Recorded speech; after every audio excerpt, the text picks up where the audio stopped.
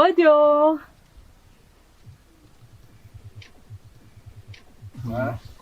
Miaraba tompoko. Miaraba tompoko. Veto dia Ismaël avy ao amin'ny commune urbaine Antananarivo. Manao fanatanterahana fanangonan-kevitra momba ny fanisana trano zahay amin'izao. Dia tonga eto aminareo zahay hanao an'izay fanadihadiana izay. Iny ary? Eny tompoko. Maroso atsika. Mankasitraka tompoko amin'ny fandraisana. Tsy mitsaha mitombo ny mponina eto Antananarivo. Mitombo ihany koa ny isan'ny trano fonenana vaovao. Raha nitombana ny tanterahana, mitombo 500 ny trano ny orona teto Antananarivo renivohitra nanomboka tamin'ny taona 3 ary efa mahatratra 3 tapitrisa ny olona na monina na mivezivezy eto Antananarivo. Mitondra tantsorika ho an'ny commune Antananarivo renivohitra ny tetikasa produire amin'ity taona ity amin'ny alalan'ny fanatanterahana ny andian'ny faharoan'ny fanisana trano ao amin'ireo boriboritany miisa 10 izay mbola tsy nahavitan'izany. Ny tetikasa produire na hoe projet de développement urbain intégré de résilience du Grand Antananarivo dia na hoe tetikasa fampandrosoana sy fiarovana ny Antananarivo sy ny manodidinany. Ny tanjon'io tetikasa io dia araka ny anarany hoe fiarovana ny tanàna Antananarivo dia hanao fanatsarana an'ireo lakan-drano eto Antananarivo sy ireo fefilo izay miaro antsika amin'ny tondra-drano. Eo ihany koa ny fampandrosoana araka ny anaran'ilay tetikasa teo fampandrosoana an'ireo commune izay tafiditra ao anatin'ny tetikasa anisan'izany ny commune Antananarivo renivohitra izay ampian'ny tetikasa produire amin'ny fanatsarana ny fomba fitantanana an'io commune urbaine Antananarivo io. Dia ity tetikasa fanisana trano 120 ity zany dia tetikasa tafiditra ao anatin'izay fiaraha-miasa sy fanampiana ny commune urbaine d'Antananarivo amin'ny fanampiana azy amin'ny fanatsarana ny fitantanana. Tamin'ny taona 770 no nisy fanisana trano farany ho an'ny tanàna Antananarivo ka anarivo maro ireo trano efa nahitana fanitarana na koa vao naorina tao anatin'ny taona maro ny fanesy. Tanjon'ilay fanisana trano dia izao. Amin'izao fotoana izao ny commune Antananarivo dia tsy manana totanisa mikasika ny trano fonenana eto Antananarivo. Nefa ny fantatrareo fa hatramin'izay ka hatramin'izao be dia be aman'ala ny trano ny orona, sasany misy permis, sasany tsisy permis, sasany misy lavapiringa, sasany misy bassin, sasany misy rano, sasany tsisy jiro etc. Tsara ho fantarina izany raha ohatra isika ka hanao drafim-pandrosoana ho an'ny tanàna mba ahafahan'ny maire, ahafahan'ny commune manana ilay totanisa mazava mba ahafahany manao an'izany drafitrasa zany mba hazava sy indrindrindrindra hamaly ilay tena filan'ny vahoaka sy ny filan'ny mponina Antananarivo.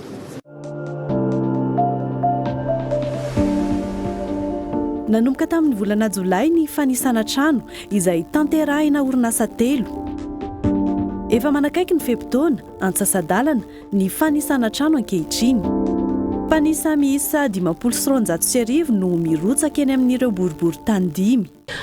Ny ilanan'ilay fanisana moa izany voalohany indrindra dia ahafantarana ny toe-java-misy amin'ny fotoana hoe ajour izany raha azoko lazaina anazy amin'ny teny frantsay dia mba ahafahana manana ny antotanisa amin'ny zava-misy marina amin'izao fotoana izany eo anivony hoe ohatrohatrany ahoana ny isan'ny trano misy eto amin'ny commune, ohatrohatrany ahoana ny karazany, ohatrohatrany ahoana ny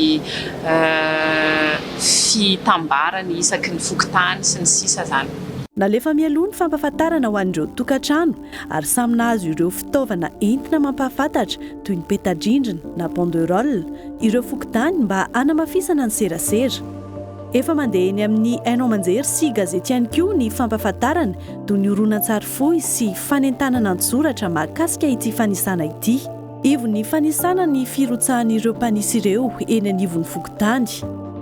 Ny fanisana trano dia ahafahan'ny commune Antananarivo renivohitra manana totanisa vaovao izay hoentina hanatsarana ny fitantanana sy ny fampandrosoana ny fotony ny tanàna ary ahafahana minaviana ny hanatsarana ny drafim-panajariana ny fokontany tsirairay avy. Ny fokontany zany satria ny birao fanisana eo anivon'ilay fokontany mandray anjara tena mavitrika mihitsy ny chef fokontany aloha zany izay eo amin'ny fokontany adidiny amin'ny fanentanana voalohany indrindra. Ohatra zany fomba fiasantsika zany misy an'ilay fanambarana le avy le zaraina isaky ny tokantrano misy numéro dia manampy izy amin'ireny manadio sahady ny ayahan'ireo atao fanadihadiana hoe izy ity dia fanisana trano ka tsisy ampiayanareo. Resy rahatra ny olom-pirenena amin'ny mahazava-dehibe ny fanisana trano mba hahafahan'ny tanàna miroborobo. Ny fandraisako no fanasana trano dia efa ahatra fiainana atry ny olona atry ny ela teo amin'ny commune izy io na fitantanana tanàna dia mba ahafana ihany koa zany mamantatra aloha voalohany indrindra firy ny isan'ny trano ary firy ny isan'ny mponina ary firy ihany koa ny zay rehetra hoe entina fivelaran'ny tanàna io mba ahafahana mamaritra ny amina teti-bola fampandrosoana. Fitaovana manaraka ny toetrandro no ampiasaina mandritry ny fanisany toy ny smartphone sy ny application. Horaketina misolosaina ihany koa ireo trano voaisy ary ampiasa sary azo avy amin'ny zana-bolana. Fanontaniana ahafantarana ny mahakasika ny trano sy ny fampiasana azy no apetraka ireo mpanisa rehefa manantona na ireo tokantrano na ireo orinasa. Ny fanontaniana apetrana ireo dia ny lohatrano dia momba ny tany, dia momba ny tany io dia momba ny trano, dia momba ny tompotrano, dia ny olona mipetraka amin'ny trano.